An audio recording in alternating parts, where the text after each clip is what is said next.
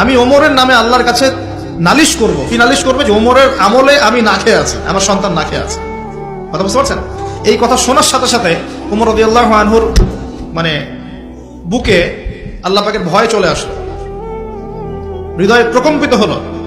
প্রকম্পিত হওয়ার পর তিনি নিজে চলে গেলেন মদিনায়, যেটাকে বলি আমরা বাইতুল মাল, মানে রাষ্ট্রীয় সম্পদ যেখানে থাকতো ওটাকে বাইতুল মাল বলা হতো।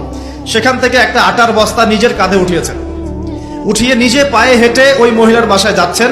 তার পাশে থাকা একজন সাহাবী, তিনি বলছেন, তার নাম আসলাম রাদিয়াল্লাহু আনহু, তিনি বলছেন যে ইয়া আমিরুল মুমিনিন, হে আমিরুল মুমিনিন, আমাকে দিন, আনা আহমিলুক, আমি এটাকে বহন করে নিয়ে যাই। আপনি চলেন সাথে, সমস্যা নেই, আমি বহন করে নিয়ে যাই অ্যাটলিস্ট।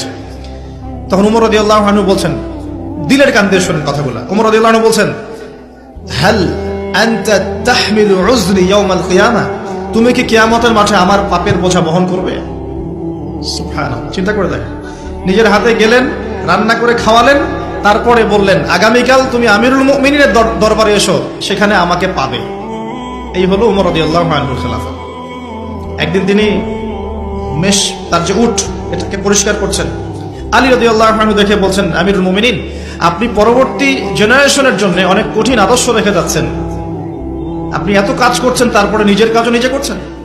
তখন ওমর রাদিয়াল্লাহু আনহু বলছেন, ওয়ালা তালুমুনি ইয়া আবুল হাসান, হে আবুল হাসান, আমাকে এভাবে বিব্রত করো না, কারণ আমি ভয় করি যে আমি যে অর্ধবিশ্ব শাসন করছি, তারপরে আমি ভয় করি যে আমার এই শাসনের আন্ডারে যদি একটা রাখালও না খেয়ে মারা যায়, আমি ভয় করি আল্লাহ এর জন্য আমাকে জবাবদিহি করাবে। আরেকটা বলে শেষ করে দিই, আমর ইবনে আস রাদিয়াল্লাহু আনহু, তিনি একজন গভর্নর, কোথাকার? মিশরের।